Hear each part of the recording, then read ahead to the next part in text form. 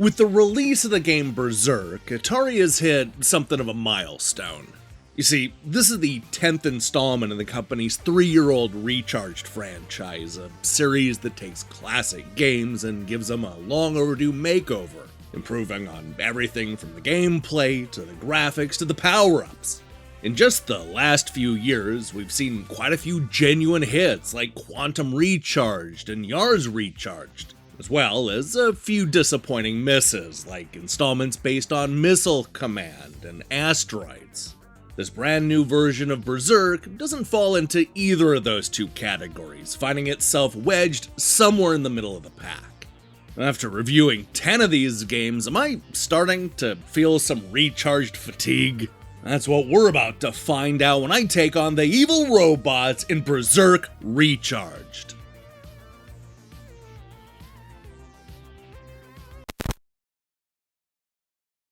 First released as an arcade game all the way back in 1980, Berzerk is a fast-paced action game that combines the excitement of a shoot-'em-up with the level designs of a maze game. It's probably best known for its inventive use of the synthesized computer voices and the introduction of Evil Otto, a sinister bouncing ball with a huge smiley face that would torment the player if they took too long on any particular screen. Although it's obviously rudimentary by today's standards, Berzerk was so much fun that it would go on to inspire Eugene Jarvis to make classic shooters like Robotron 2084 and Smash TV. Look, I'm not gonna lie, Smash TV was the very first thing that I thought of when I played Berzerk Recharged. Much like the original, the goal is to run around a maze and clear each room of the robot presence. This is in stark contrast to most of the dual-stick shooters released in the wake of Geometry Wars, where our tiny hero normally is trapped in a single arena and forced to survive wave after wave of enemies. Moving from room to room actually makes it feel like you're in some sort of giant compound or robot factory, which is ultimately what sets this game apart from something like Black Widow Recharged. Beyond that, Berzerk is a fairly typical paint-by-numbers dual-stick shooter. You'll run, dash, and dodge bullets in an effort to clear out every robot in the room, and then take an exit where you'll do the exact same thing all over again. There are the usual suspects of power-ups, including spread shot, faster running, trip mines, lasers, and so on and so forth. You'll want to use these item pickups because our robot overlords only become more aggressive and harder to kill the more rooms you visit. Now, what I like about this game is that you don't necessarily have to defeat every enemy to advance, and there may even be reasons why you'd want to escape before spending too long in any one location. Why? Because Evil Otto is back and he's as smiley as ever. He'll bounce all around the room trying to smoosh you, and all it takes is one hit to end your game. Worse yet, there's no way to fight or even outsmart him, as he's gonna pick up speed and even get more cunning as the round goes on. Your best bet is to exit the room before he even shows up, something that is definitely easier said than done. Like all of the games in the Recharged franchise, Berzerk is split up into two different modes, arcade and mission. The default arcade mode will have you racing through as many rooms as possible before being hunted down by Evil Otto, all in the hopes of getting a high score. This gives you control over the rooms that you visit and the path that you take, which is a lot more than I can say about most of the games in the Recharged series. That said, it still has the modifiers that'll make each run a little bit harder with the potential of earning a higher score. For example, you can double your score by disabling the dash move or limiting our hero to just a single health point. Of course, the real fun of these Recharged games is the mission mode, which will force you to survive a wild gauntlet of challenge stages. Instead of being randomly generated like the arcade mode, what we get here are missions that have been specifically designed to be challenging.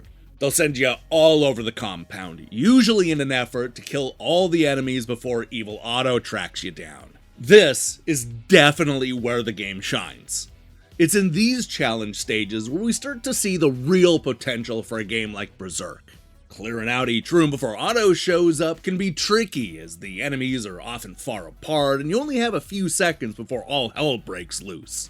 You'll also need to navigate through the maze and its various obstacles, such as glass panes, electrified walls, and laser doors. The challenge isn't so much in defeating every enemy, but rather figuring out the right path so that Evil Otto doesn't trap you.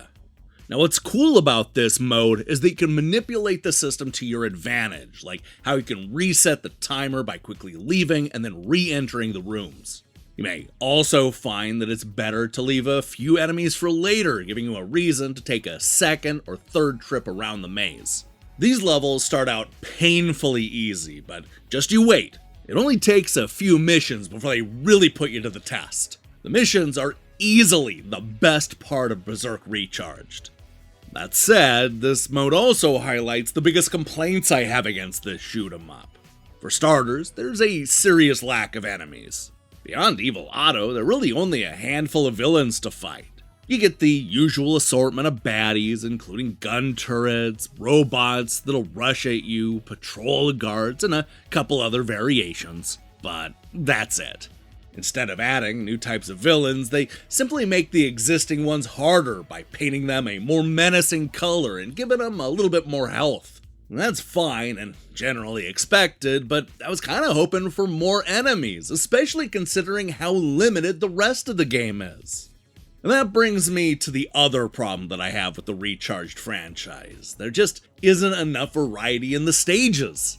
Don't get me wrong, I like how there are walls and glass panes that make each room a little bit different from the last. But is it absolutely necessary to set every level in the same boring location? Why not mix things up with a different color palette, or by giving us a completely new setting? I don't know, maybe you can add a few vines and some grass and we'll be in the jungle. Or maybe one of the runs we could be in a bombed out city. Just a little variety would have gone a long way to keep this game from feeling repetitive. As it is, I couldn't get over how similar every playthrough felt, even when I was taking on the different challenge missions. Finally, I have to say that I'm just not a huge fan of the dual stick gameplay. Obviously, this is not the first game like this on the market, so it's hard not to compare it to the hundreds of similar shooters that came out before. While the gameplay gets the job done, there's just a looseness to the shooting that makes it feel a bit off. The aim is weird, and it's not as precise as you would hope, especially when compared to some of the other Recharged games. This is definitely one of the coolest games in concept, but maybe not in execution. Because it's so similar to other fan-favorite shoot-em-ups, it wouldn't surprise me if Berzerk ended up being many people's favorite Recharged game. The action takes place across more than one screen, the power-ups make a big impact, and there's just no denying the charm of Evil Otto. For me, the similarities to other shooters only worked against it. I kept comparing it to other, better action games instead of judging Berzerk on its own merits. Look, this is already a crowded genre, so I was kinda hoping that a shooter as straightforward as this one would have a little bit more meat on its bones. I mean, Berzerk is fun, but it's definitely a middle-of-the-pack Recharged game.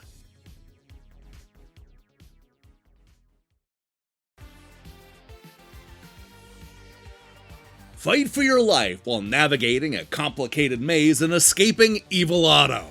That's right, Berzerk is back and fully recharged, giving a brand new generation the anxiety of being hunted by a massive bouncing ball with a huge smiley face. While not as original or as unique as other games in the Recharged series, this updated remake still has a lot going for it, including cool power-ups and a ton of fun challenge missions to complete. Too bad the loose gameplay and bland visuals keep this otherwise fun shoot-em-up from reaching its full potential. Action game fans will probably enjoy the familiarity of Berzerk, but I would recommend that you stick with one of the better games in the Recharged series, like Quantum, Yars, or Gravitar. Hey, thanks for watching our review. If you liked what you saw here, then you should know that we post new reviews and features almost every day. Now, here's the question I have for you. What's your favorite dual-stick shooter? Look, I know they've released like a million of these in the last 20 years, but I still go back to how much I loved Smash TV in the 90s. Sure, there's no getting around, it was insanely hard, but who could resist Mutoid Man? big money, big prizes, I love it! Let me see your picks in the comments below. In other news, we'll be back later this week with a review of the new Not For Broadcast episode, followed on Friday with another check-in with the Nintendo Switch Online review crew. While you wait for that, I strongly recommend you click that subscribe button and support what we're doing here. Until then,